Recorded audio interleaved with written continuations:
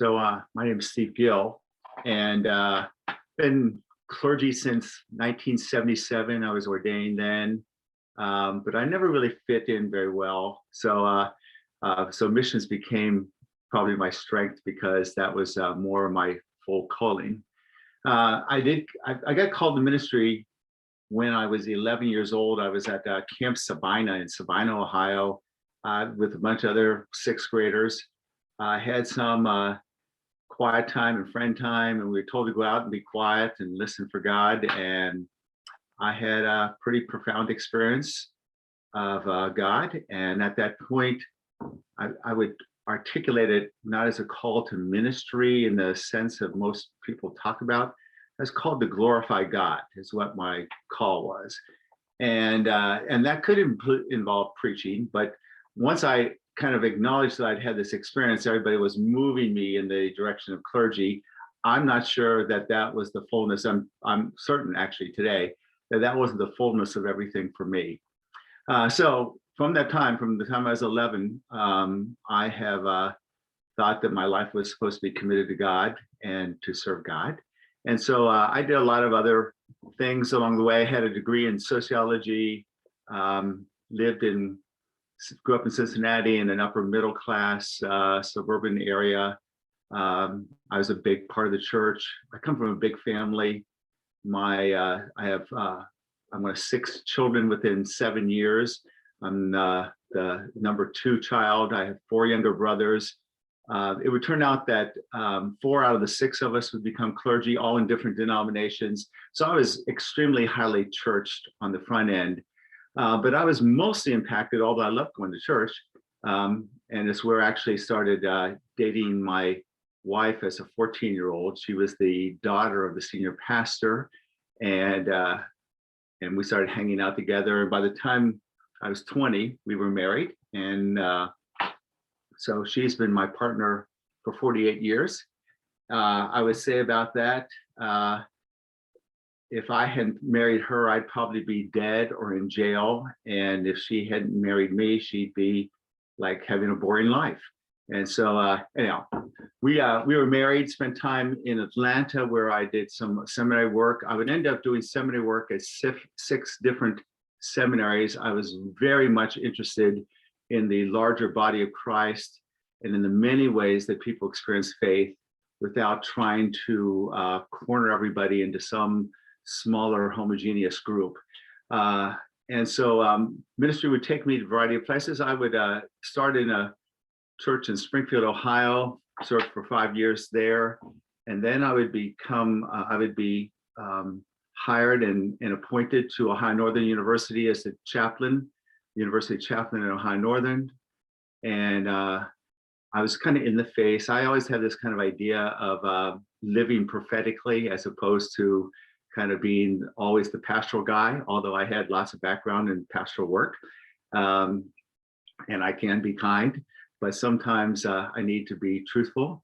And I tended to believe that that was my job with the president of the university and the chair of the board of the university board of trustees. I thought the reward would be that God and the general church would like me for doing that, but I got exiled to Appalachia after that for a period of 3 years. So I served in Appalachia, ran missions there, bought out a Gold's Gym, ran all kinds of things, food pantries.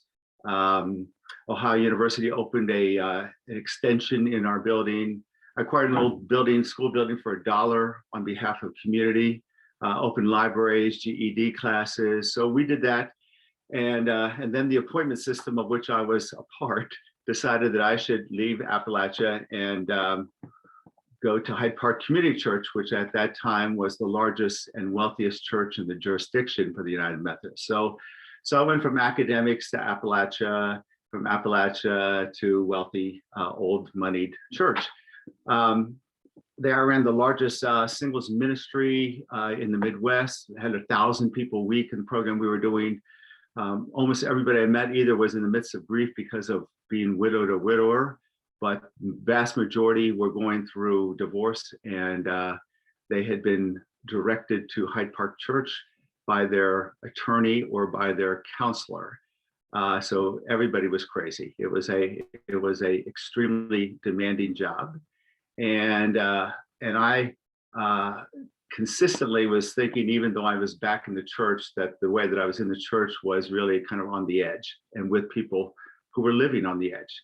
I was think that I was probably not going to continue an appointment, but then I was asked to go as a senior pastor to Xenia, Ohio, where I served the Faith Community Church as the lead pastor, about 900 members. So I got to do the senior pastor thing. But that included for me being with people. It was a county seat church where lots of people died. I averaged 26 deaths of members every year. I had a background because I trained in Atlanta at a hospital for trauma. And so I was on call for the first 20 years, 24 hours a day, 7 days a week for 20 years. And in that setting, I got a chance to help build some buildings, and that was a lot of work. And the day that my building was built, we built a $2 million addition. We were blown apart by a tornado. I happened to be in the building with 40 people. And so I say, if God dropped a church on your head, would you like pay attention? And I did. I began to ask the question, had this been my last day, was I doing what I was really called to do? And I was doing what I was pretty good at. I was doing what everybody else thought that I should do. I knew it wasn't what I was called to do, but I didn't know what that was. I just knew that it wasn't probably inside the walls of the building of the church. That here I just spent 6 years building walls, new community center, big expansion. 6 years up, the day it was done, 8 seconds, blown apart. So I was beginning to notice that I was called outside the walls. That's what I finally thought. And that would begin to take me into a larger search. I went from there to have an older man who took me to lunch for 5 hours and talked to me about joining the YMCA, if I'd ever thought of working for the YMCA. The YMCA's national mission statement is to put Christian principles into practice. I actually knew what Christian principles were, and I was interested in practicing through programs that build healthy spirit, mind, and body for all.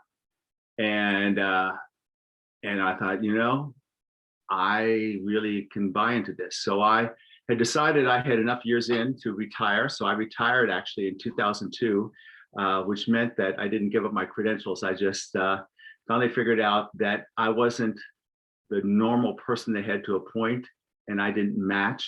And so I should be an adult and figure out this for myself with God's leading.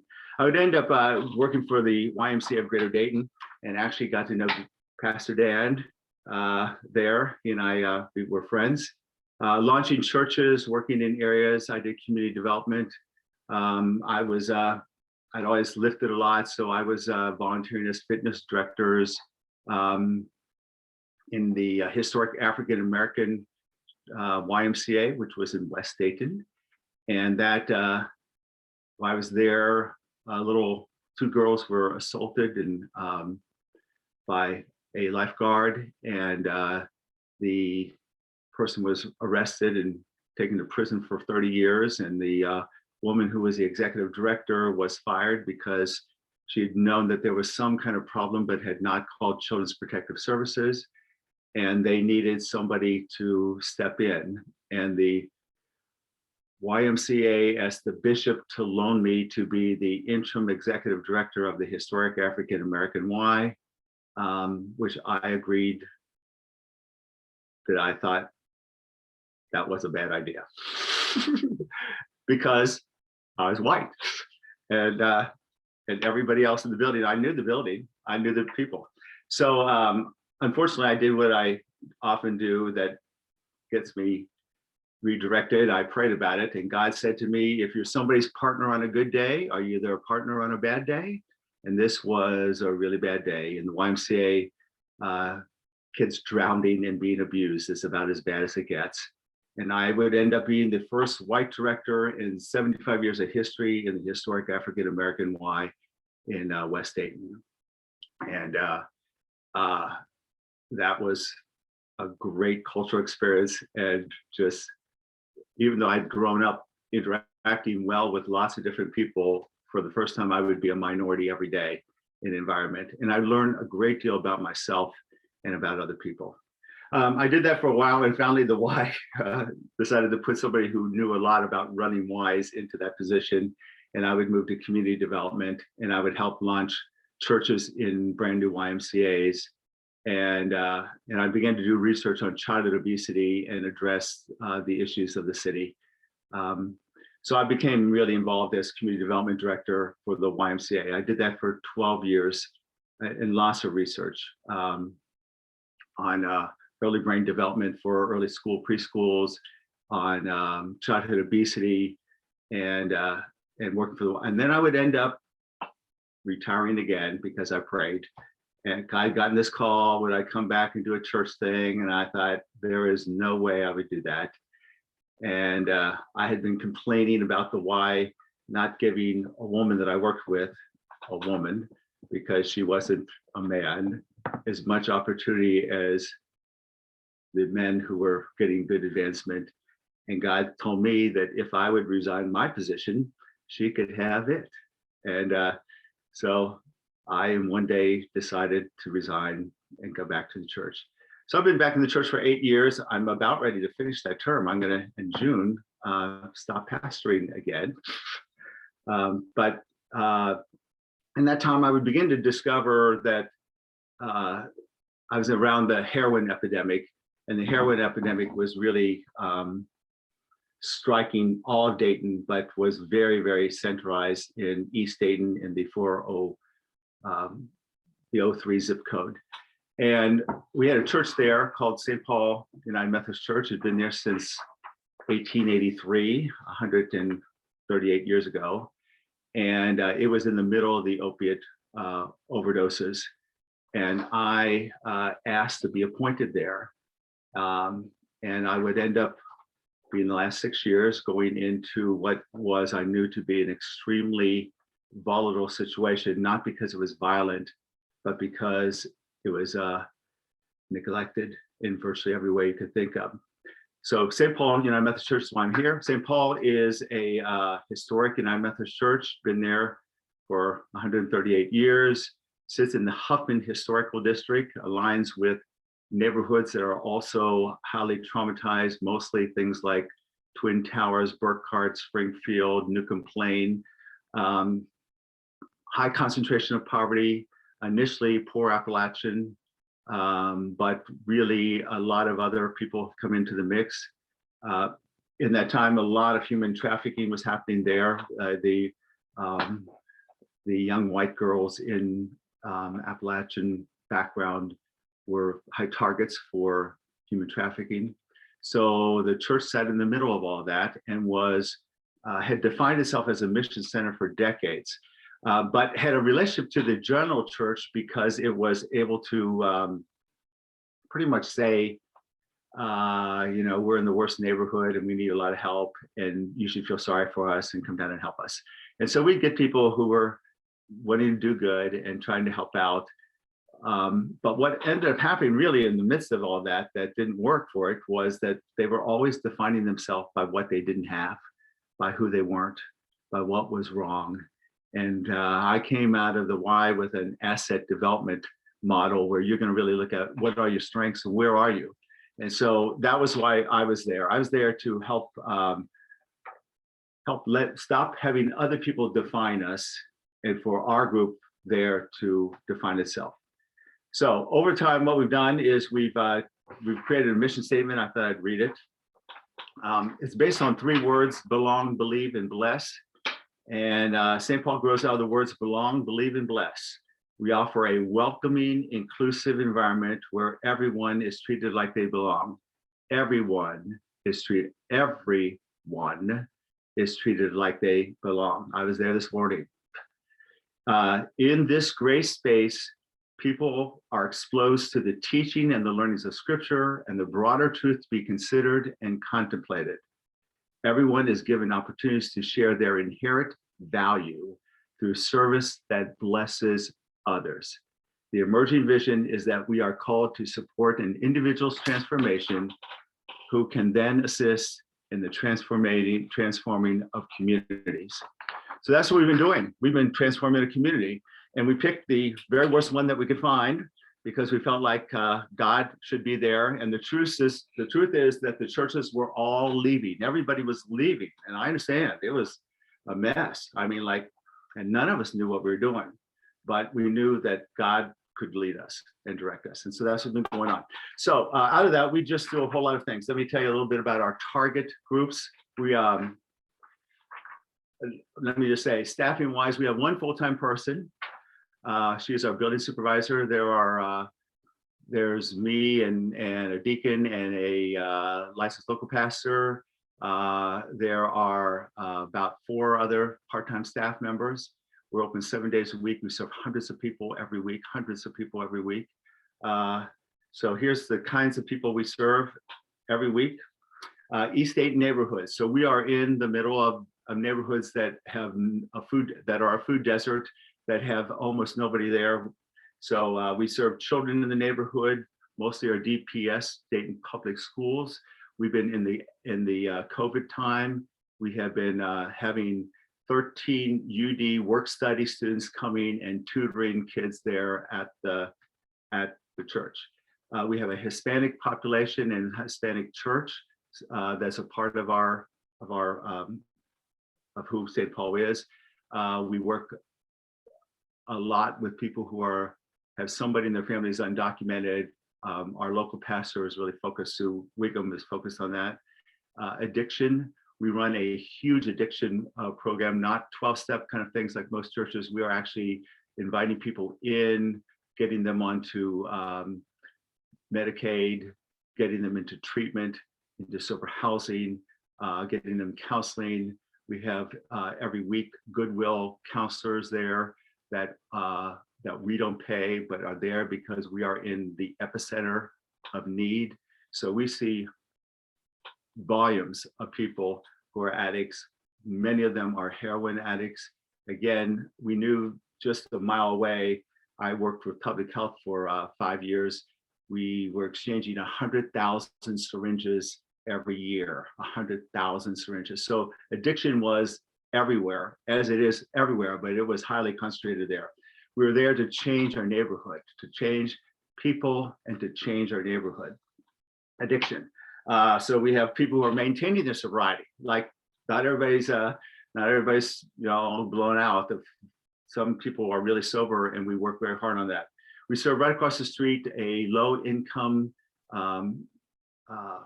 apartment, Sadner, and these are people. Many of them are veterans and others, but they're all senior citizens. Because we're in a food desert, they have very little access. We run food pantries, Dayton Public School. We have with the food bank a lot of relationship. Mentally ill, we are the, mentally ill people show up every day. I did, as an undergraduate, work for 2.5 years on a psychiatric unit while I went to the University of Kentucky, and probably the best training I ever had for working in the church, but also for St. Paul, is to have worked with people who are crazy, because everybody's a little bit that way, and many people are not on medication. We have a very good relationship with the police. Although I was just thinking about this, I've been there 6 years. We probably haven't called the police more than 6 times in 6 years. We are fully open. The doors are fully open. People come from everywhere. We treat people respectfully, and they respond well to that. And we have really good, skilled individuals around who, when something's not right and I can't seem to calm things down, somebody else, my deacon or somebody else, will de-escalate. We work as a strong team. Mentally ill. We work a lot with people who on the religious, when they're asked, what's your religious affiliation? They say none. Lots of people who have been abused or hurt by the church, or felt that they didn't belong, or that they don't have any real connection. So we see lots of people like that are not they're not very centered into the same kind of church formation that I grew up with. they're not anti, they don't understand. They don't know our hidden messages and what we're really talking about half the time. So St. Paul has been a reconciling church for 20 years. So the LGBTQ people are there because we welcome everybody. And we are not preaching against their lives. We actually are hugely focused on loving people and caring about people. And so we are a kind of a safe place for people to show up. And they do, all kinds of people. We do really well with people who are seriously growing in their faith. So anybody who's seriously growing in their faith would do well to hang out with us. Now we treat everybody like they belong. Our words belong, believe, and bless. We treat you like you belong, even though you may belong somewhere else or nowhere else. And you're treated as if you belong. We don't make you tell us that you believe what we believe or that you worship the Jesus that I worship. However, that conversation will be a part of our daily ongoing work.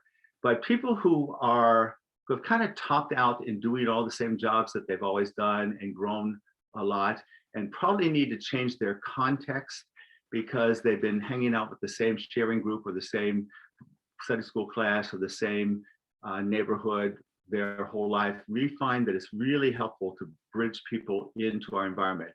So I'm going to tell you that we're really a very small congregation, but we're made up of leaders that virtually the people who come to hang out with us, no matter where they come from, most of them are not paid. They're volunteers, they're key ministry people. These are people who are interested in leading. And so we are basically a congregation and a community of leaders. And because of that, we follow a model that I've studied in Washington, D.C. called the Church of the Savior in Washington, D.C., where the actual church was about 133 members. They committed only 1 year at a time to membership, but they committed to a mission group to be every year in a mission group doing real things. We function very much on that same kind of way. We're small, but we are dynamically involved in the community. We are known across the community. We have extremely broad relationships with people. So, for example, our building head, when I arrived, was missing 300 pieces of slate. We're the most likely church to close. The building was in total disarray because there was no money. Nobody was going to give us money because we weren't ever going to have a viable congregation paying their way, And but other people outside knew that we were centrally located in a community of great need. And so businesses and other private foundations have given us some additional support. We worked for 9 months. Our one big boiler on a system that's 137 years old died. We had no heat in the building for 9 months. My team of leaders showed up and we were open 7 days a week. So who goes to church when there's no heat? People who are on the street go to church when there's no heat. And our volunteers that bridged in came in to be amazing. And we were glad to let them suffer with all of us. You think that you could plug in a heater, but our electrical service in the building at that time was only 200 amp, which is what I have in my house, which means that every time everybody starts plugging in the heater in this old building, you're going to blow all your fuses and circuits. So we would end up totally rehabbing through the benefit of broad community engagement. We will have forced air gas furnaces through the whole building and air conditioning for the first time. And that was done by the community for the community. What we discovered is that people care a lot about what work is being able to be done. And finally, I just want to say they care a lot because we're really good stewards. I'm wearing a shirt that says Holy Currencies on it. And so there's a guy by the name of Eric Law. He's out of California, Episcopalian. He wrote a book on how to be relational in ministry. That's primarily, if you're going to be in ministry, you know, I don't separate missions from discipleship. Mission is how I disciple everybody. I mean, we disciple people because they come alongside of us. I had a great conversation with the 45-year-old painter who's painting the outside of the building now. He for four months, he asked me if he could paint the building, and I didn't think he had enough ability to do that because he was a pretty down and out kind of guy. And after 4 months, I gave him a chance. He's done a fabulous job and gave me a bid that was way under what I could afford, way under. And I told him, I said, you think you're my painter, but you're not. What you're doing is you are changing this neighborhood, because this building is one of the most significant buildings in this deteriorated neighborhood. And with a facelift on the outside like it's getting right now, it changes this neighborhood. And you need to know you are a change agent for good in my neighborhood. And he was pleased to begin to see himself in that manner. All right, so we use a holy currency model. Our holy currencies is this: we have a building and volunteers, hundreds of volunteers every week coming in. When COVID hit, we had to change everything. People used to come from churches to bring a meal and to serve. And what happened in that time was that we had to put all those people on sabbatical because most of them were senior citizens and we couldn't have them in. Everybody was being told to stay home. Public health is a primary partner of us. They're at our building twice a month. Public health asked us to stay open. When everybody else closed because they were told to go to their home, they knew there were people with no home, and we were the place where they could come. So what happened was that we have lots of friends and relationships with community-based nonprofits, other churches. And Life Enrichment Center, which is 1 mile nearby, I was the board chair there for 9 years. They get free food from Gordon Food, a truckload every Tuesday. And so they have this massive influx of building, but they closed their program down. And in their building is a partner that's called Miami Valley Career Technology. They teach out of the kitchen, they teach how to cater. And so they have license, teaching them how to work in licensed large environments. They have a chef. And so there was free food, and there was a chef who would produce about 150 meals for every Tuesday lunch and 150 meals for every Saturday morning breakfast. And they would give it to us, and I would gather people from churches in a little bit younger group, and we would serve people out the door. We served in the first 8 months over 4,000 meals out the door. We serve meals this morning. We'll serve more. So what's happened and why that's important is because we're doing contact with people who are addicts, and addicts were not going to do well. We already know the numbers of addicts did not do well in a period of time when they were being isolated again. None of us did really well in isolation, but addicts do terrible. So we were using food, and our counselors and our peer associates, Miami Valley Housing was there twice a week. Jeremiah's Letter, helping people get identification. Job and Family Services was there. We continued to do all of the kind of outreach. Food was the invitation in, kindly representation of people. Anyhow, so our building, our volunteers, our leadership, we teach a low power differential. It doesn't matter, I'm going to get to clean the bathrooms just like everybody else. This morning, everybody else was doing interesting things, and I was sweeping up maple seeds that were all over the sidewalk that were getting tracked into the church. Gracious leadership. So it's grace driven. It's not about being judgmental. We all have problems with a couple people. We generally ask one of our other leaders to help us with that. And we begin to think about what's going on. Why do I have a reaction to a particular person?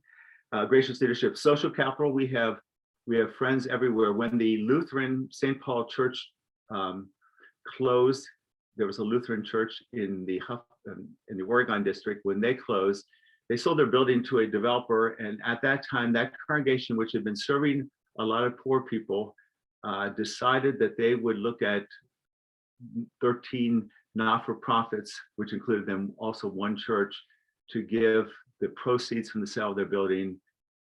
We were the one church that they gave proceeds from. They gave us $115,000. Out of that money, we were able to help work on our heating, on our painting, on our roof replacement, on our upgrade of electricity. That money, because we could write a grant and double that money through some other agency as well too. Social capital. Truth is a huge thing for us. Our group are very biblically sound people. We come from lots of different backgrounds, but we have a lot of discussion about scripture, and we run services. Before COVID, we ran 4 a week. So we had a Tuesday service before lunch. We had a devotional service which focused on scripture before breakfast. We had a Hispanic service, and then we had a Sunday morning service. We are just getting ready to roll back into that pattern now, but we've now expanded to having also a St. Paul Academy, which teaches online. So we have a whole group of people who are doing that. So truth, one of the truths is not just the scripture kind of truths, but really telling the truth about COVID, telling the truth about health and well-being. And for those of us who maybe didn't experience what it meant to be a heroin addict or to have come out of poverty, generational poverty, for us to learn a lot of truths as well too. And so we discover from our LGBTQ people, we discover a lot of things by being with people who share from their experience. Health and wellness, and then our final one is money. We needed money, but money is our least important currency. It's the least important one. We have functioned with under $200,000 7 days a week, serving hundreds of people. And we do this because we're a part of a larger community of care that's going on. When people talk about transforming the world, that's what we're working on. Individuals, on our neighborhood. We have really good relationships with the sober living houses in our neighborhood, which weren't there 6 years ago. We've been supportive of the growing number of sober living housing neighborhoods. Our human trafficking of women, prostituting women, has declined dramatically as the heroin epidemic has been being addressed. The sober living houses have made a difference in the kind of things that were happening on the streets. Finally, just a couple of little stories. When we moved out on the sidewalk, because we were told that we couldn't have everybody in the building again, everybody was safe. My first day at St. Paul 6 years ago, I walked in on a Saturday morning. There were 140 people in the building getting in line for breakfast. There was a guy at the front of the line as I was coming in. I hadn't been introduced. Nobody knew who I was. I was just checking it out. And there's a guy standing with a handful, a wad of money and a handful of pills, selling heroin in the church on Saturday morning. And because I was working with the heroin addicts already, like, I got it immediately.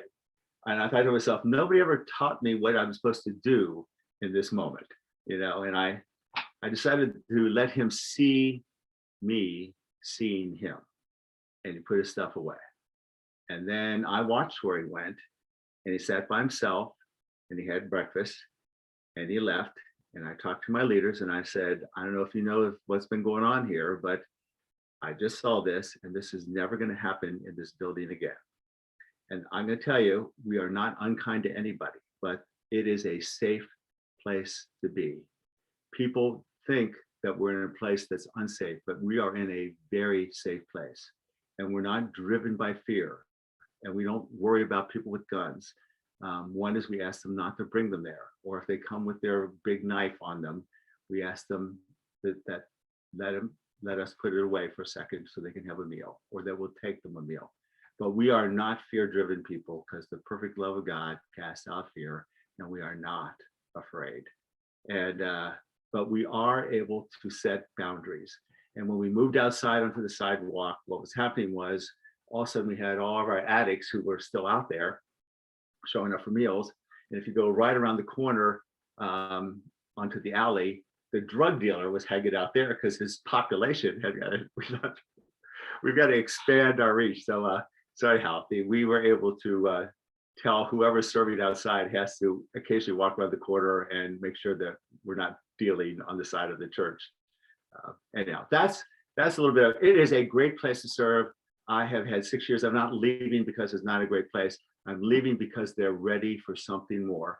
And I need to say, Becky, your dad told me years ago when we were working together that my strength was getting things started, was being a catalyst, was seeing and getting it moving. He told me that.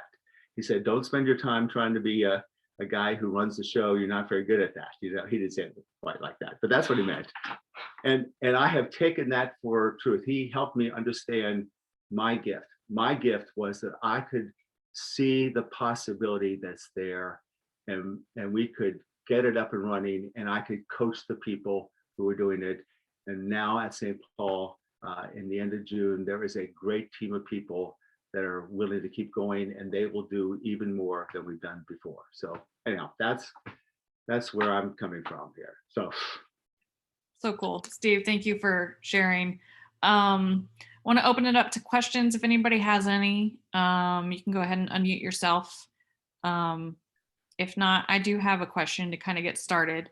So something that we have been asking of all of our partners is, and I think this is especially true for you, Steve, because we haven't, to my knowledge, haven't really worked with you in a while.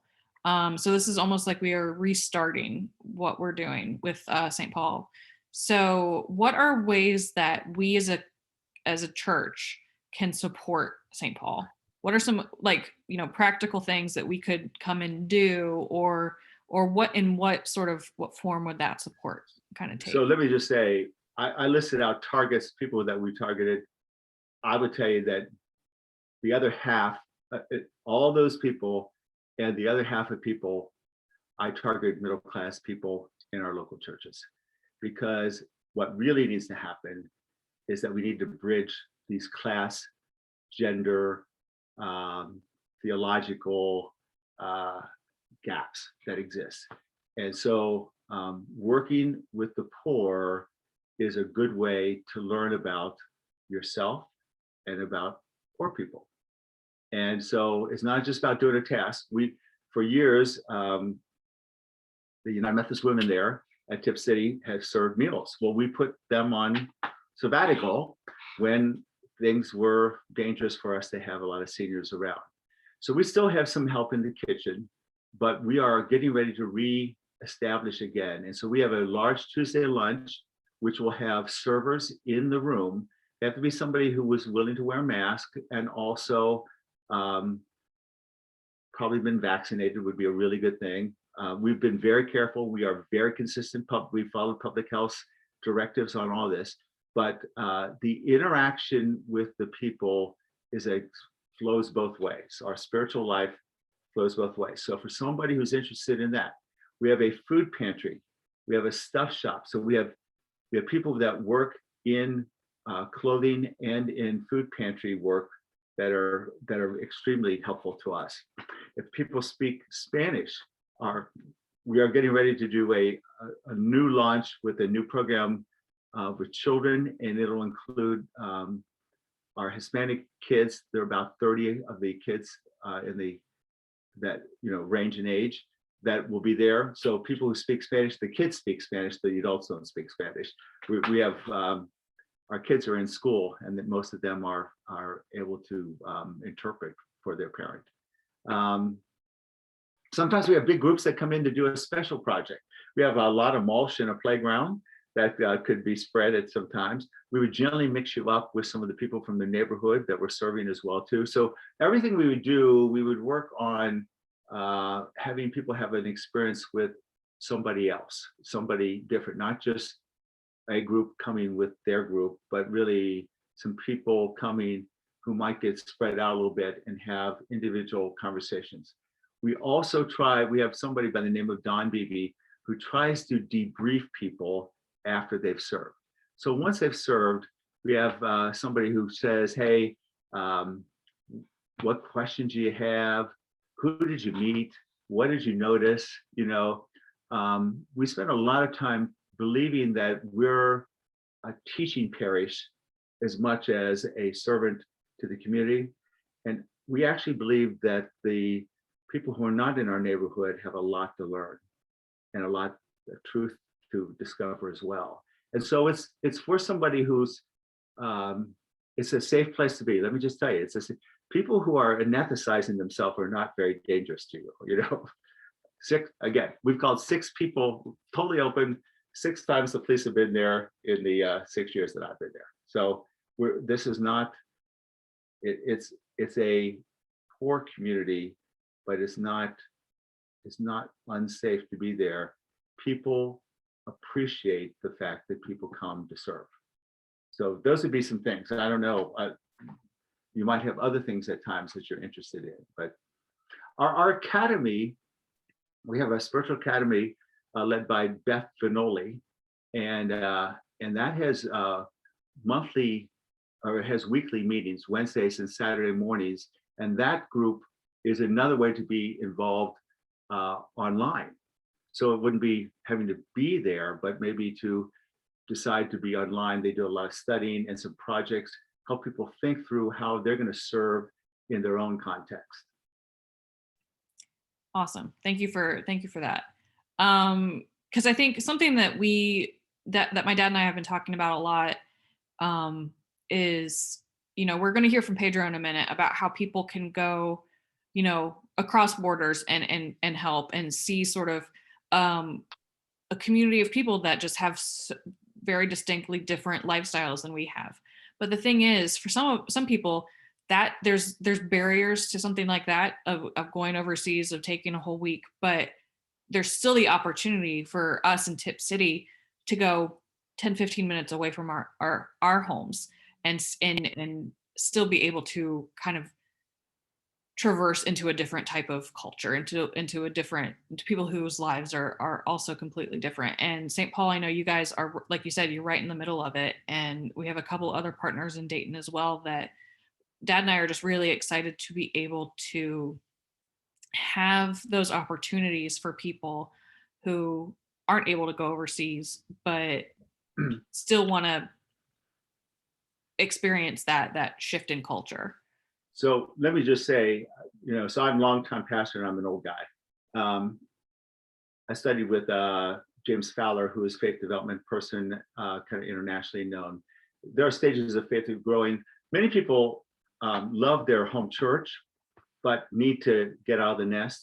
And I'm not talking about as a group and coming back. I'm talking about and I'm not saying be divorced from or leave, but they need a new context. People will not grow if they're not put into a new context. And just simply changing your context can have a huge impact on growth. I know I spent my career, my life doing this. And I watch people who are in a transition time, they've lost their job, they need something to do for a couple of months while they're on unemployment because they don't want to just sit on home and apply for jobs. I've seen people who have lost a spouse or gone through divorce or had their children leave home because they're now empty nesters. I've seen people in that moment be uncertain about who they are. St. Paul is a good place to explore that call, not to necessarily be a permanent fixture at St. Paul, but that time in your life where serving other people is a great thing to do. And in an environment where you begin to think about, so what's God calling me more specifically to do? So when we say people belong, they don't belong to St. Paul. We don't match the United Methodist counting model. The matrix that they count on, we do poorly on, but we do really well with people. We think that somebody can be a part of a congregation, but decide that they might serve, you know, regularly or consistently, or at least for a season in a context where they would be able to get beyond themselves for a little bit and outside of their own context, which is pretty secure, and learn about themselves and other people, and certainly learn about God, you know, is a great thing to do. So I offer that. That is something that mutually works for us. St. Paul benefits and the person who comes, and that person comes back to their home setting as well, just like somebody who's been on a mission trip, renewed and refocused. Yes, thank you. Yes, that absolutely. I totally agree with that. So I just want to one last shout for any questions. Um, feel free to jump in now. If not, Steve, I thank you for your time. I know you've got a dinner to get to, so I don't want to hold you any longer, but I really appreciate it. And like I said, Dad and I are very much looking forward to reigniting that relationship. So Great. even if it's not with you for much longer, Yeah, but that's right. That's I'm right. sure you'll be Yeah, around. I'm sure yeah. you're not going to disappear. So yeah, we appreciate the time. Thank you. Okay. Thank you, Becky. Absolutely. So I'm gonna actually. Well, thank you very much for this time. My name is Pedro, and I feel honored today to be representing Potty House. Potty House is a nonprofit organization based in Guatemala, and this is our 35th anniversary. Potty House started as doing a favor. That's why sometimes we say that a favor became a calling, and sometimes we kid about this, and we say be careful with the favors you're making, because you might end with a ministry 35 years after that. So this is the start of Potting House. Two Guatemalans ladies doing a favor, bringing some blankets in the name of Jesus Christ to the garbage dump, and it's been 35 years since then. uh, we would like to glorify and honor God, because even after that time, we can tell that God started in the center of this organization, in the heart of this organization, and continue being the center and the main purpose of this, preaching the gospel, bringing hope to others, and bringing God's love, doing different projects, doing different activities, just as an excuse to present God. Everything is just an excuse to present God for us. But in the middle of that, we do some things. So let me share my screen here, and I will be sharing. We are so thankful for this 35th anniversary. Another thing, we are very happy, and you can see in one of the corners, there's a tourism via safe travel. This is a seal that is being given for tour operators in Guatemala and different parts of the world. And we came and we knocked the door in Guatemalans tourism office, and we say, would you allow us to come and be part of this, and we would like to for you to take oversee our protocols that we came on. And they say, yes, we will. We don't have that space. You will be the first nonprofit in Guatemala that will come through this process, but we can try. And we are thankful that this year we accomplished this, and now we have this seal of biosecurity to host our teams again, and in the middle of this pandemic. So let me share. Our vision is that every beneficiary, child and youth, through their personal relationship with God, will reach the maturity they need to pursue their own holistic development, and will contribute in the fight against poverty by influencing their family, their community, and nation. And I would like to make a pause here, and I would like to highlight a few things. I will one of the things that we are focusing in child and youth, and we are looking for them to have their own personal relationship with God. We are just the intercessors. We're not their savers. And another thing to highlight here is we want people to pursue their own holistic development. We don't want them to depend on us. We want them to depend on God. And yes, there will be a time where we're going to be investing a lot in them, and a lot of resources, a lot of time, a lot of prayers, and not just us, but our partners as Tip City have done with several years already, and contributing and fighting poverty, influencing their family, and then their community and their nation. We want them to give back what they have received and share others how they can fight poverty. And I would like to ask you, if you have a pencil or something to write it down, you can write it down on your cell phone or think about this question. How would you describe poverty? What's poverty in your own words? Try to take a minute here and try to think, what's poverty? And try to write it down or come to a conclusion in your previous experience. How would you describe poverty if somebody come and ask you, what's poverty? And it might be the lack of, it might be not enough resources, and different other ideas that you might have. Go ahead and write it down and go ahead and think about it. And I would like to share some definitions that we have found that you can find around. This is the UN and different organizations worldwide that have described this poverty. And this is how they describe it: overlapping deprivation, suffering simultaneously. That means just different needs at the same time. For example, let's say a lady is suffering and has a sugar problem, has diabetes and depends on insulin. And today's her son's birthday.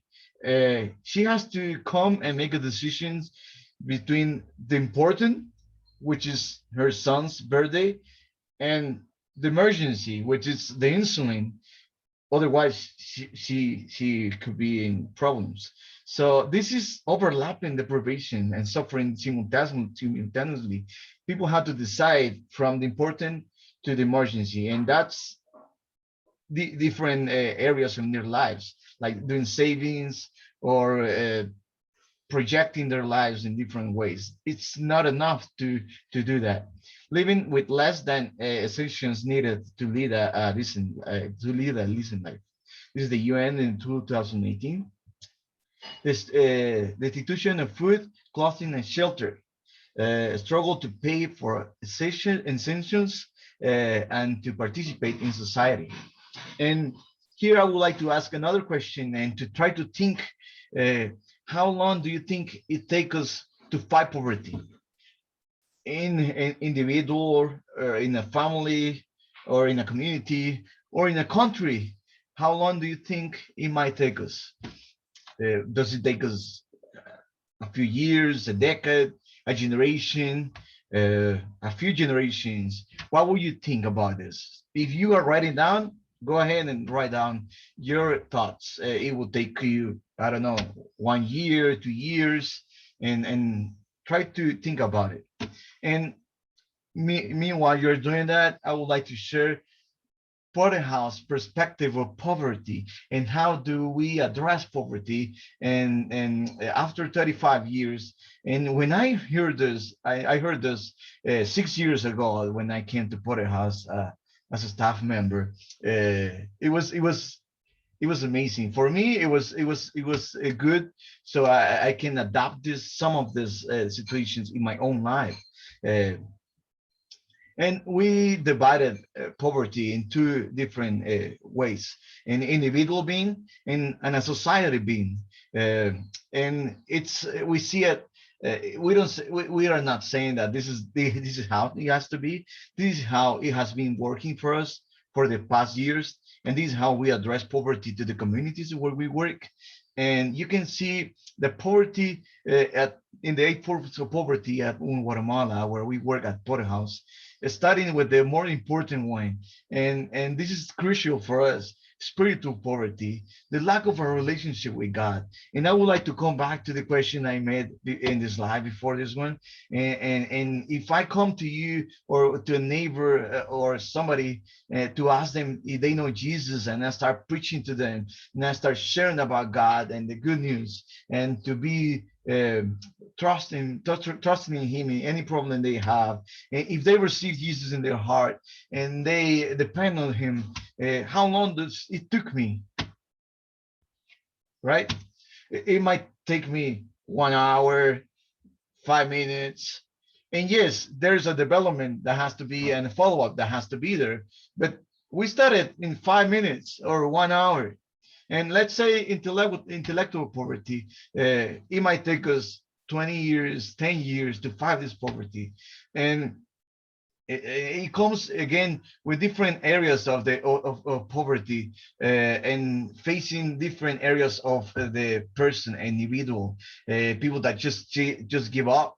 Physical poverty is a problem. As again, let's say somebody who depends of their selling every day broke a bone and didn't have the resources of the time to go and heal appropriately, and needed to go outside and start working with their bone like that. How do you fix that? You have to break the bone again and start the process as it should be. But they don't have their time, the resources to take care of their health.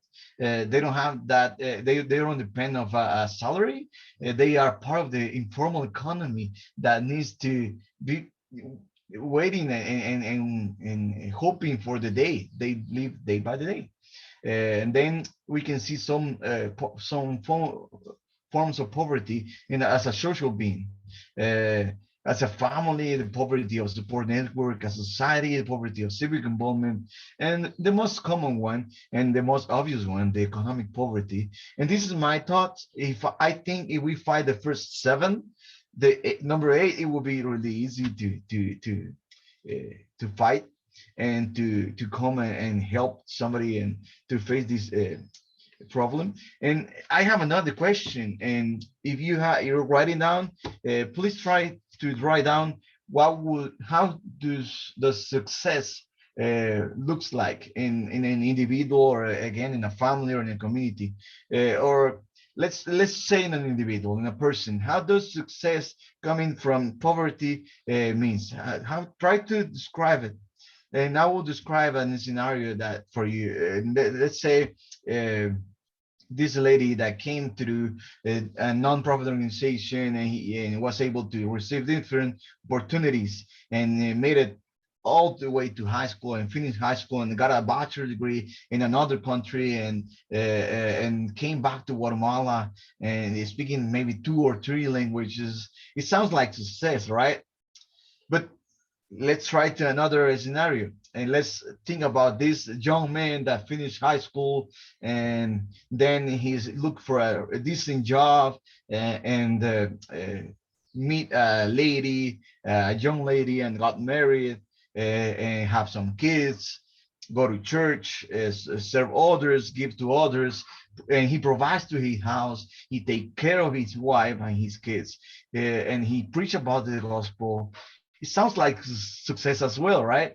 And thinking about all what we have mentioned so far, we can tell that fighting poverty is complex, but we think that we have found a good process to fight poverty in the societies that we work here in Guatemala, and this is one of them. The one we use, the 8 forms of poverty. And let's talk about poverty.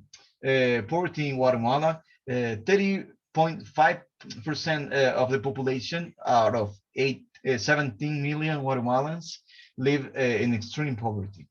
71% work in informal economy.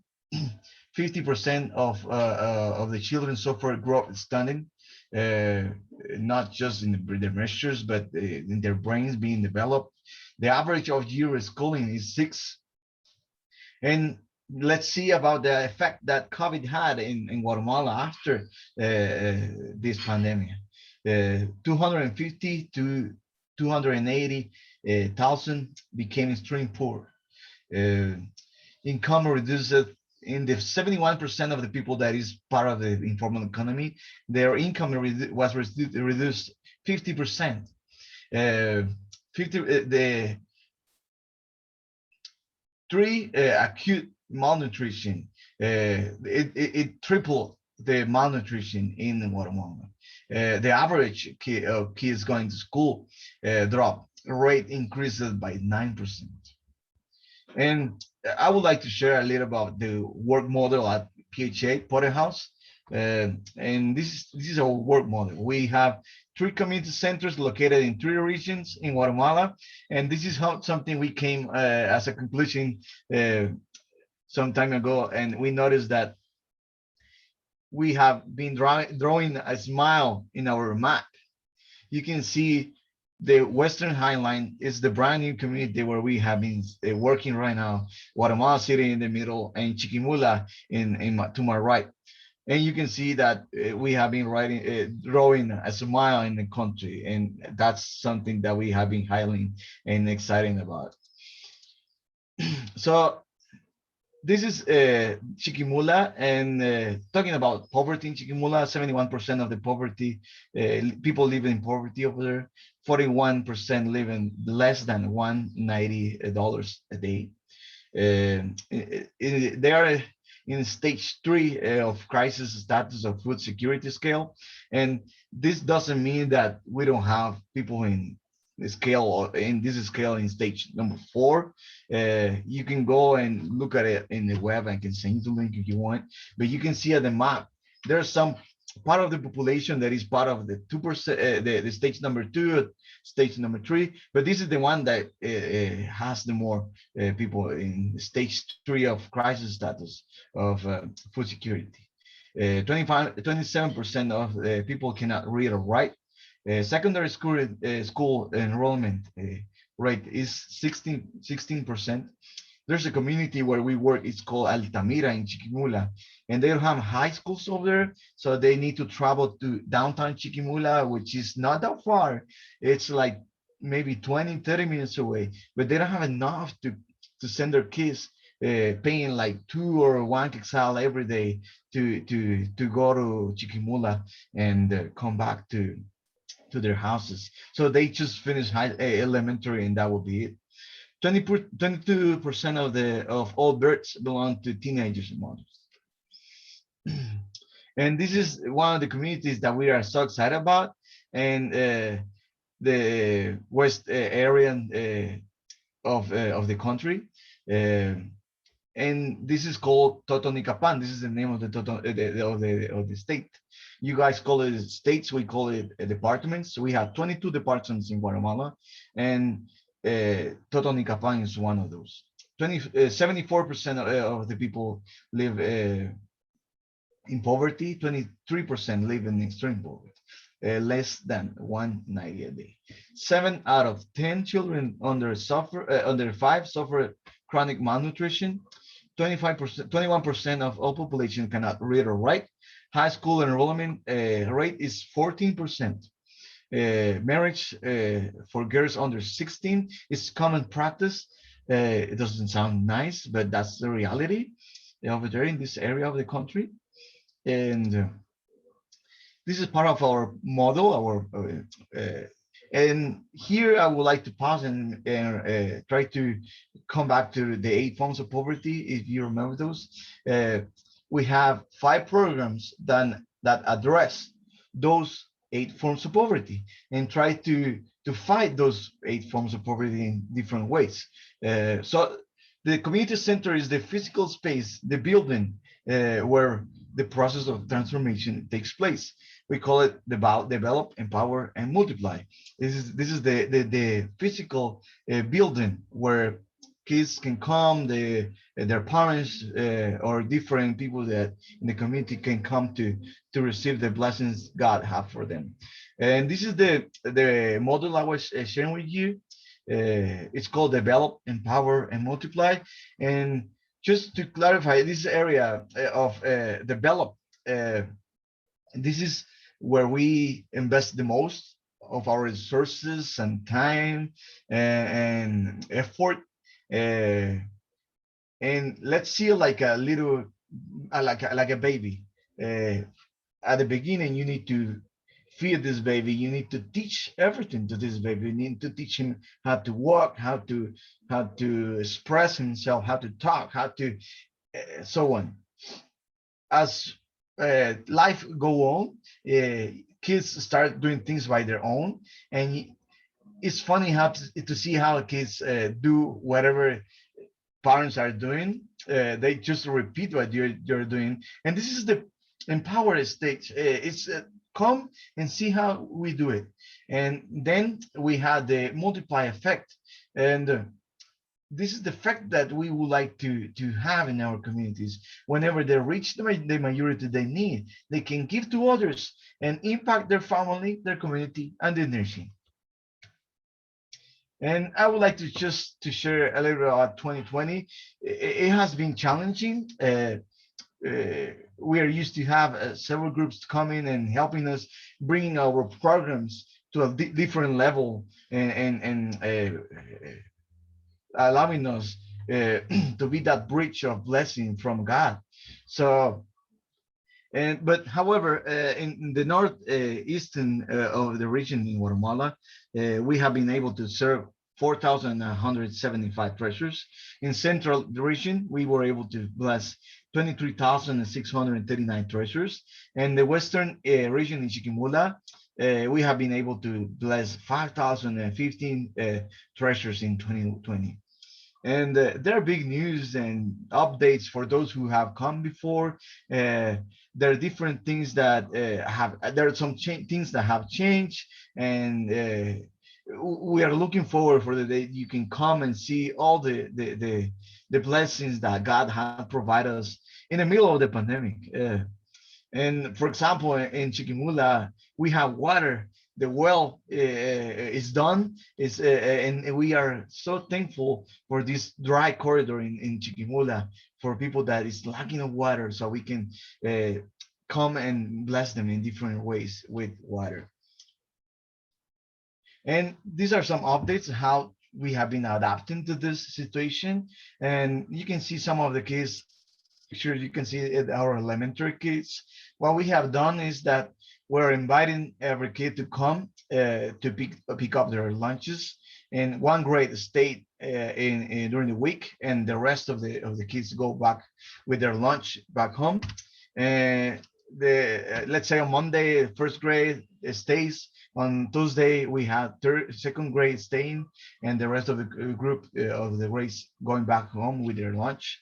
And these are things that we had to implement in our work that we are doing, because of the restrictions we have in Guatemala. For example, the use of a face mask is mandatory in Guatemala. Otherwise, there you can face serious problems in Guatemala, paying a high ticket or going even to jail if you are infected and you are not wearing a face mask.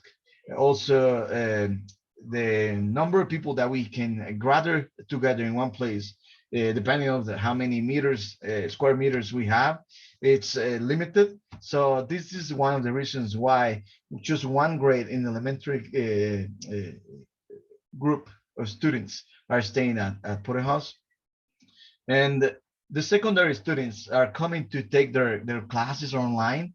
They don't have computers, and sometimes they don't have, most of them, they don't have internet. So it's hard for them if they are having virtual classes to approach to this. So in the mornings, the secondary students, they're coming to take their classes at Porter House, and they in the morning and in the afternoon they stay doing their homeworks. They have a place where they can print and do their homeworks. Then we have our health program. We haven't stopped. We as I share, we have been adapting, and we have to do different ways to host our communities and keep giving the resources they need. We are given the checkups this is the doctor that is giving the checkup. So we are doing our measure and weight checkups for our treasures and trying to stay updated there. And here you can see we have been bringing back groceries for families, for elders, and for them to have a release in this problem that they're facing. Remember that 75% of the population is part of the informal economy. So let's say somebody's selling food outside the street, and that's their main income to provide to their houses. People is afraid. people is not buying things anymore as they used to because of the virus. So it has hit them very hard. For a few months, garbage dump where these people depend on was closed for them to come and do their recycling and come and picking up things and reselling it. So it has been challenging for them. Also in Chiquimula, we have been doing some farming programs and courses that they can come and learn learn how to cultivate their vegetables and fruits and so on. One of the challenges is that people is not used to put some colors in their plates to bring nutrition to their bodies. So we are inviting them to come and learn how to do it. Not for them, if they do it, it's okay. But the main goal is not for them to sell it, but to have it at home and use it. Thanks God, in Chiquimula, the houses, the properties, they have more space than the one they have in Guatemala City, so they can farm and they can cultivate these kind of things to bless their own families. And thanks God, we have been able to adapt and do different activities like virtual trips. In the first picture, you can see the first house that was built in Chiquimula and through a virtual trip. And we are so excited for this family. And the other two pictures are for this Herrera family who's really excited and so blessed to receive the second house being built in Chiquimula again through a virtual trip. And this house is being built right now. So we are so excited for the next weeks that we are going to be finishing this house and delivering the second house in Chiquimula. If you ask me, we have built around 330 houses in Guatemala City, cinder block, and through groups and through the help and many others that have come and help us to bring our programs to another level. So how can you get involved? Please pray. Every Thursday, we gather together as a staff, and this is not just during the pandemic, but before the pandemic in our area, the networking area team, we used to gather together and pray and have a small devotional and pray for our partners and friends. But there's some good things in the middle of this pandemic and this COVID that we can share. Since the pandemic started, we started opening this devotional that we used to do just here in Guatemala. Now we do it every Thursday at 10:30 a.m. Eastern time. We gather together in a Zoom call and we invite our friends, donors, and whoever's want to join us. And we have thanks God, our team in networking area. Some of us we speak English, so we can share and have this time together every Thursday. If you're looking forward for a team or a group to pray or to come closer to God, you're welcome to join us every Thursday in Zoom. I can send you the link and you can be part of this Zoom call. Send us anyway. If you're not able to join us, but you have prayer requests, send it to us, and we will be more than happy to pray for you. Also, I wanted to give you some ideas how you can get involved in Porterhouse. If you want, we have in our nutrition and education program, we give one lunch every day for these treasures.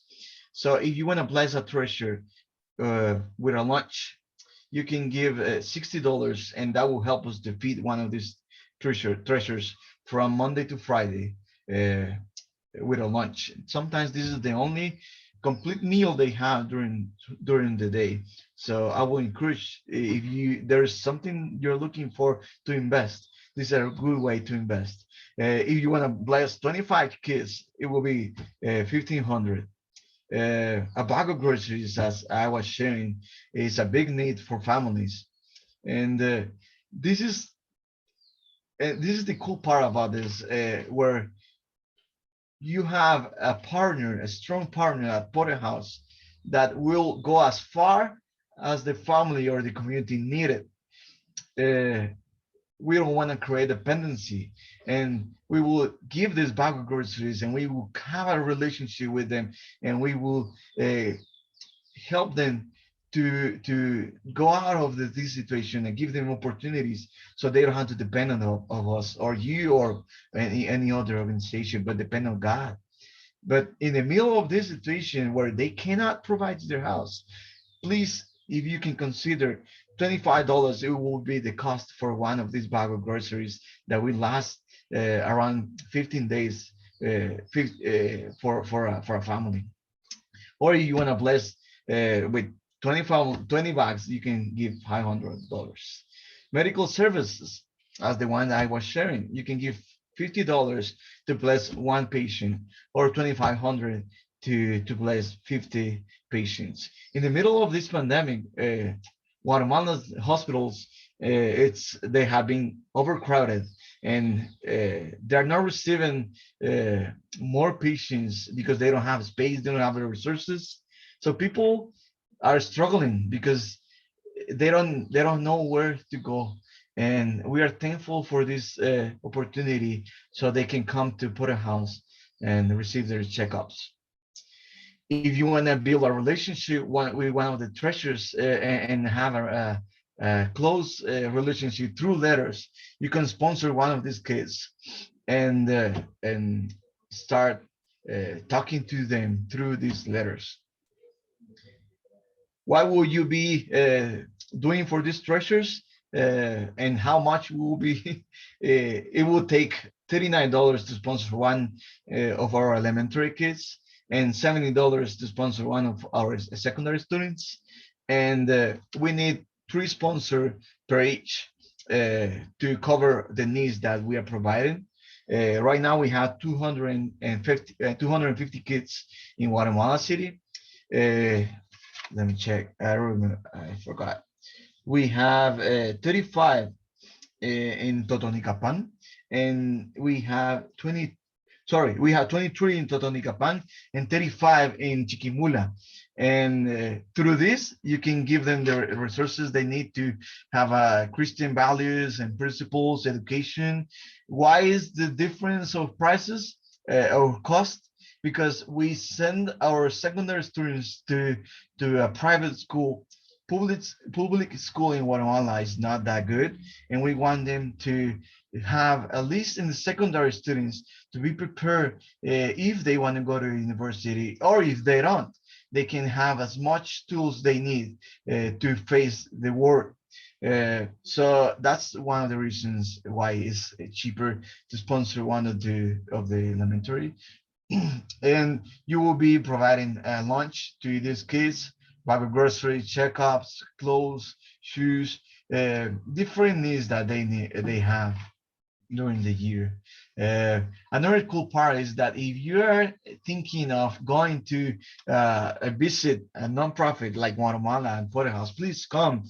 I will encourage you to start sponsoring one of these kids before you come, a few months. So whenever you come, you won't be a stranger to this person, and you can meet this kid and have some time with him or with her, and that will be a huge blessing for him and for you. And the last but not least, come and serve with us. We have our serve program. We don't think you are being volunteer in Guatemala. We think you're servants of God doing His work. And we like acronym words, and this is how we think you are being working. You're working in Guatemala, and we will invite you to be a good steward doing the work you're doing with your own belongings and the tools that we're giving you. We are going to ask you to work with excellence, and you're going to notice that in the middle of this project, you're going to build relationships, and that you're going to have really good friendships that you're going to see through the years. And we will ask you, we will ask you to be versatile, because it might not be as comfortable as you might think. yes, traffic might be different as you are used to, or food or different things. But also, something that you will be amazed of is that you're coming to bless others and with this mindset. But you will notice that this is not an exchange, and that God will give you back whatever you're investing, all the resources, the time, and the money. And it's not about the project again. This is about preaching the gospel and having an excuse to present the gospel. And we invite you to come and be part of this experience. And thank you for your support, for your love. We love you. We miss you. It's been some time since last time we saw you, but we are looking forward to have you here, and we are celebrating that we are ready to host you again. And yeah, if you have any question, please let me know. Awesome. Pedro, thank you so much. Yeah, we miss you guys too. I was telling somebody, I can't remember, I'm just itching to get back to Guatemala and see you guys. So it's really great to hear that you've been able to find ways to, still host teams and everything, because that's definitely something we're interested in doing. So one thing I want to ask, and I see you just put the website up in the chat. What I meant to ask Steve this, but I didn't. Is there a good way for people, if they have questions, to get a hold of you? Would Facebook be a good way? Is something like that? Yeah, you can come to our Facebook, social media, Instagram, Facebook, Twitter, and also to our webpage. We are constantly updating and sending you updates. And one of the cool parts about this devotional that we are doing is that we are giving a weekly update every Thursday that we gather together. So you can be updated about Porter House every single week of what is going on in Guatemala. Also, you're free to call us. We are happy to talk to you. Send us an email if you want to have a Zoom call or ask about the ministry. We are happy to share what we are doing. We haven't stopped. As you were mentioning, we have figured out how to host teams again. Mhm. There's some minor changes and things that we have to adapt in the middle of that when we get to our normal back to normal. For example, we are doing indoors projects, and when I mean indoors, is inside the community centers. We are not going outside the communities with groups and to try to protect you guys and try to protect the people that we are serving. So yes, we have been adapting and trying to find ways to host teams again. But yeah, we are so happy to see you and be part of this global impact celebration. Awesome. So I'm gonna open it up again for questions. If anybody has anything for Pedro, and you can always, I know that not everybody kind of is directly connected to Pedro, but if you connect with me on Facebook, then I can send you his way, anything like that, if you ever have any questions. And we're definitely going to be planning a trip kind of as soon as we can. So I'll probably be in touch with you and Mandy and everybody Wonderful. to try to figure out when is a good time and what all we would be able to do. So I know we're gonna start planning for probably next year, but we'll probably start the planning early in the next couple of months. Great. So yeah, so if anybody's interested in going that's on the call or that listens to this later, please get in touch with me, and all of that will be available on our church website. So we can hopefully get people connected and get a trip planned for Potter's House. Yep. So if there aren't any questions, Pedro, thank you so much for your time. Thank you for your Wonderful. patience. I'm so happy to have been able to talk to you. I do wish you could have come in person, but I totally understand. And I'm really looking forward to the next time I get to see you in person. Yep. So. Yep. Thank you very much. And please send us those prayer requests for your church, for each individual. We feel honored to pray for you, and keep praying for the treasures. They need your prayers. Don't forget about us. Guatemala is facing a lot of challenge. We are close to 2,000 people fully vaccinated. Oh, wow. Okay. I didn't That's know that. Okay. So you do have some vaccinations going on. we have 160,000 people that have received the first doses Okay. and 2,000 that has received the 2 doses. Okay. Okay. But it's gonna be a long journey for us. But yeah, we do have some. Okay. Good. Good. Yep. I'm glad to hear that. Awesome. Well, Pedro, like I said, thank you so much. I don't want to keep you. My sister is going next, so you're Okay. welcome to stay on and listen to her. But Wonderful. otherwise, I'm sure you've got stuff going on. So I appreciate your time, and we'll talk soon. Thank you. Take care. All Say right. hi to your dad. Yeah, I will. Bye bye. I will. Bye bye. Great. Hello, everyone. I am sorry that I am not there with you in person, and I hope that I can be next year. I'm on this long-planned family road trip coming at you from southwestern New Mexico, but I'm also so happy to be on the call with all of you.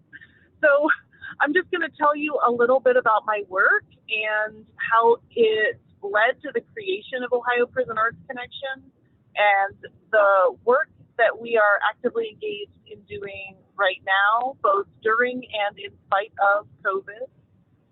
And I'd love to field questions. I know that it can be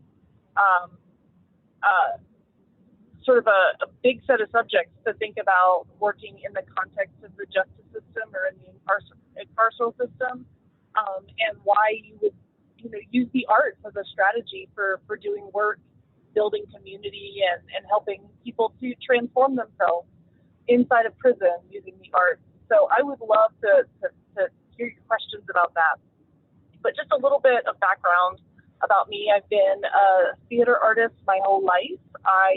By training, am a theater creator and director, and also a scholar and teacher. And I've been teaching theater for nearly 20 years now, but I've been teaching in prison for about 5.5 years. I was initially invited to meet with a group of men at Marion Correctional Institution in 2015 about theater. And what was incredibly impressive to me, and the thing that changed my life and eventually led to the creation of Ohio Prison Arts Connection, was the clarity with which I understood what the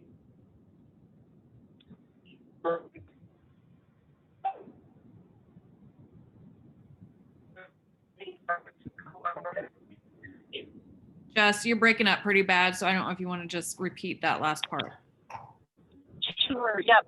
The thing that was really impressive and really changed my life and eventually led to the creation of the connection was the clarity with which the men I spoke with addressed the question of what they wanted to accomplish by creating theater. They wanted to learn a craft, to really master a craft, but they also very strongly wanted to have an impact on the culture of the prison, to make it a safer place, to make it a place where people had opportunities to better themselves and even be vulnerable. They said in particular, and this was the very first day, that they wanted to have an impact on the younger men who are incarcerated there.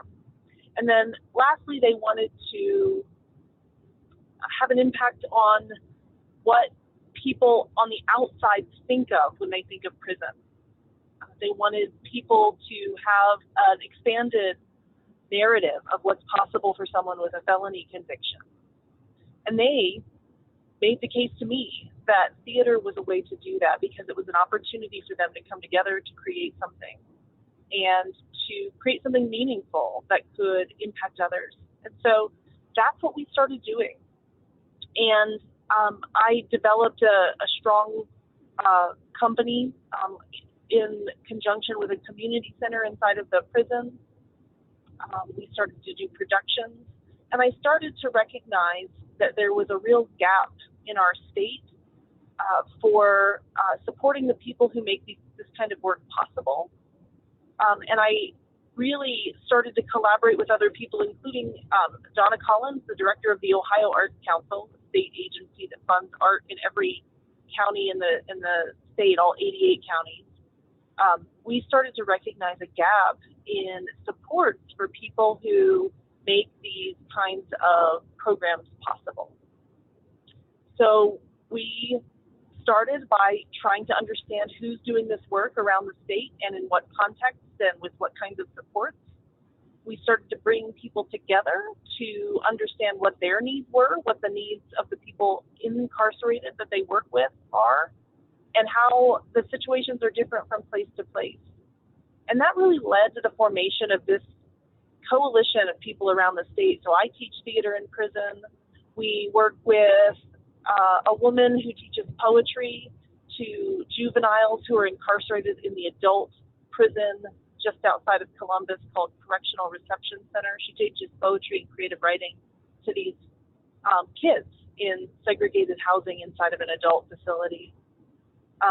People who teach dance and poetry and writing and watercolor and storytelling, all working in some ways in isolation, and many of them burning out. So the coalition really formed around three primary goals. First, to support access to the arts for people who are incarcerated and who are otherwise impacted by the justice system. We do this by supporting those teaching artists that work in this context and in similar contexts. We also work to cultivate relationships with artists and arts organizations all around the state who may be interested in doing this work but don't have a way in. And this set of strategies is really geared at providing direct service and direct support to people who are incarcerated. During COVID, of course, prisons have been closed to outsiders. And so some of our primary strategies during COVID have really centered around getting printed resources and video resources into prisons. We've actually been able to support thousands of incarcerated Ohioans with all kinds of educational materials and creative prompts to support them accessing their creative and transforming self while they are in prison. And that those materials have gone into all 28 prisons around our state. So the second strategy that we use is to work in communities, both to support people who have been in prison and are now home and have a goal of support of making the arts a part of their lives, both for economic empowerment and community empowerment, and also finding ways to make connections with the broader general public to, again, help them understand the range of possibilities that exist for people who have felony convictions. The vast majority of people who are in prison right now will come home. And the question is, will they come home transformed, being more like the person that they are supposed to be, that they're created to be? And simultaneously, will there be community supports, people, organizations, services, opportunities to make money and to make meaning in the world that will support them staying in communities and not returning to prison?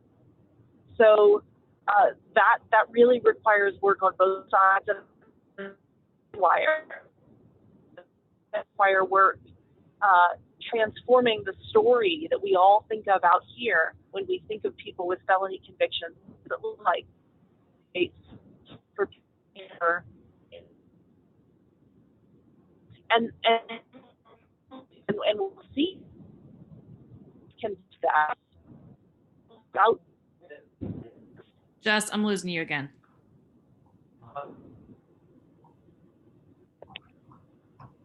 Can you hear me now? Yeah, that's better. Or am I here? Yes. Can you hear me? Okay. Yes, I. Okay. Okay.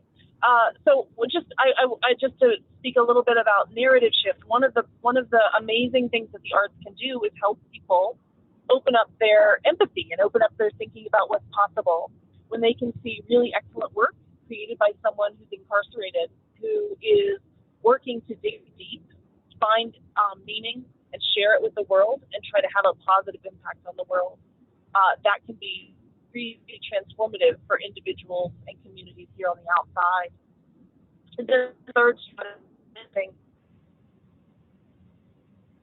we are looking to cultivate the Ohio Department of Education and Correction. This is the team that runs all of the state prisons.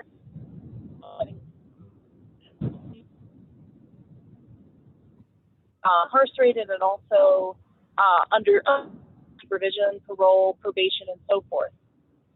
So we're working directly with ODRC for several years to, first of all, understand that they can trust us, and second, to build this work. So we've been working together to build an inside video collab where we will be essentially training people who are incarcerated to build a documentary about the work that they create, and especially the work that they created during the time of COVID. We're also working with others.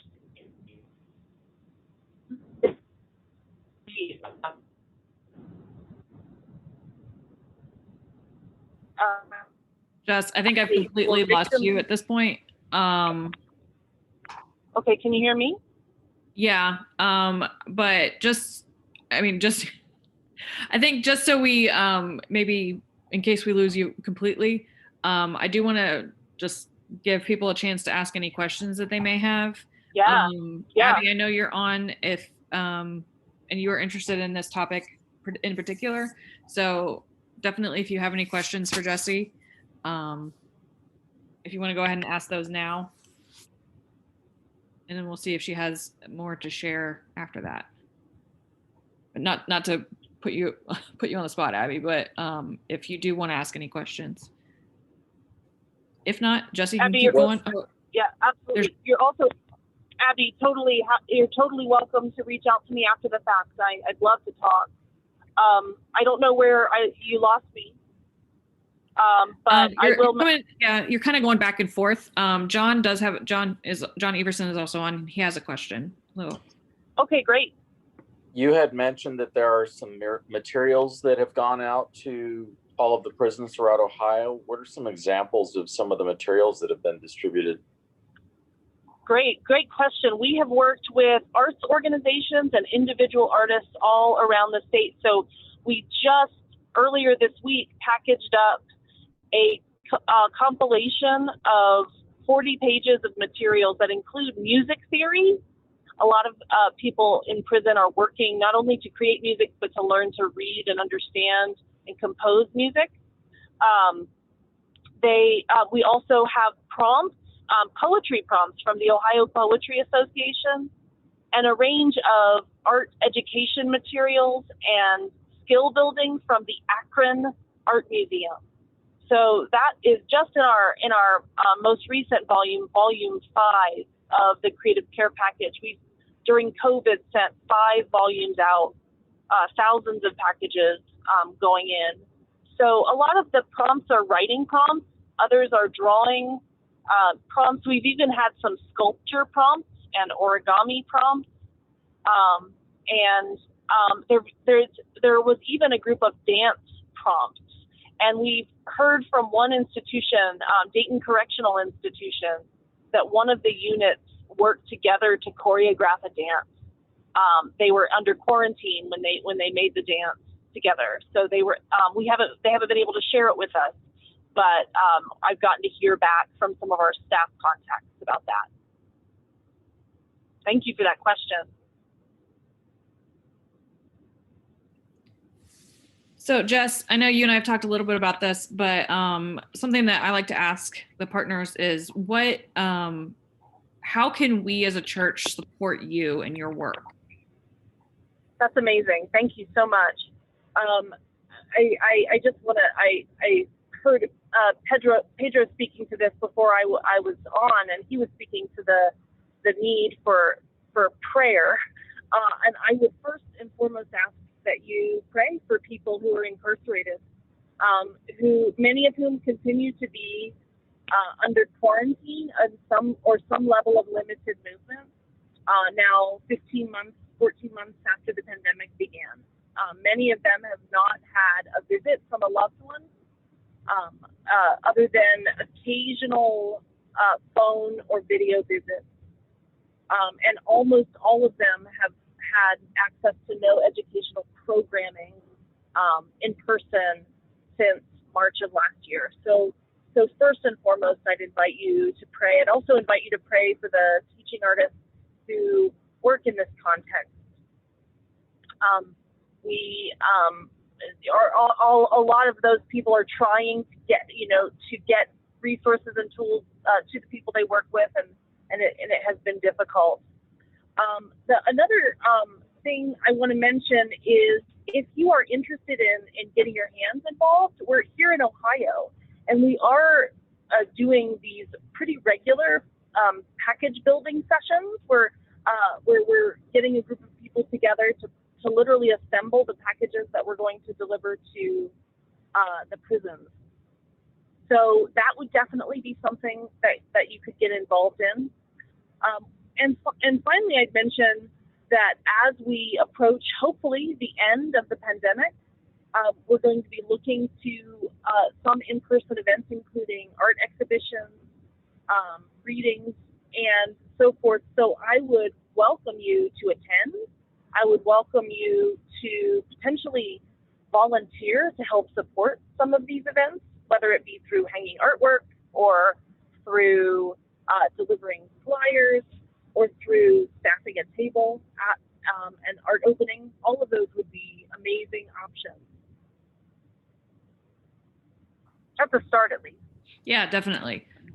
Awesome. Well, if nobody else has any questions, Jess, if you have any additional information you want to share, I didn't want to cut you off earlier, but just in case we do end up no, it's losing you okay. completely, I wanted to give space for that. It's all right. I just wanted to elaborate briefly on the last thing I was talking about. We're building a partnership with the Department of Rehabilitation and Corrections to support victims of crime and violence through the arts as well. And that really connects to the final thing I want to mention is that the arts, one of the primary reasons that I think the arts are important, no matter whether you are in prison or you're otherwise affected by crime and violence, is because art can be healing and transformative. It can help address traumatic experiences. And so we're really committed to finding ways to support people who are incarcerated, have caused harm, and have often in their own lives been harmed, and also supporting people who are deeply and in a long-term ways affected by crime and violence in our state. And wherever we can, we want to mobilize the arts to help to do that work. That's awesome. I didn't know about that last part, so that's really cool to hear. That's breaking news. That's really a brand new development awesome. As of the past 2 weeks. Yeah.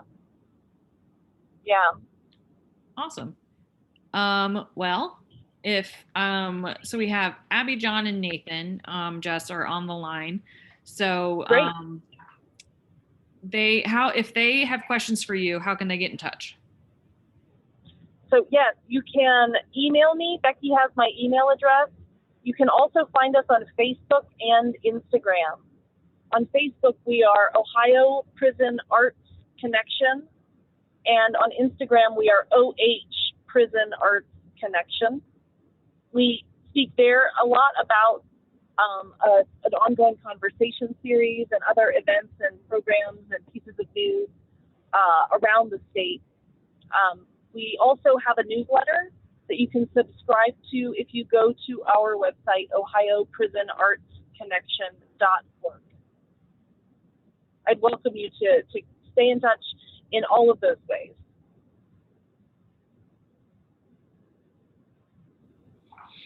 So yeah, and obviously you can get in touch with me if you need Jesse's email or if you need help finding her on Facebook or anything. I'm happy to connect anyone who's interested. Have How's the drive so far, Jess? It's a stunning drive. The vista is magnificent. I bet. I bet. Where we are. Yes. Awesome. Well, like I said, take lots of pictures, take care of my nephews. Absolutely. I appreciate you being able to jump on and share amidst your trip. One last call for questions.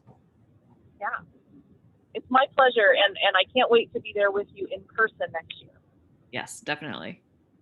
All right. Well, if nobody has any questions, I'm going to let Jessica, I'm going to stop the recording and let her go.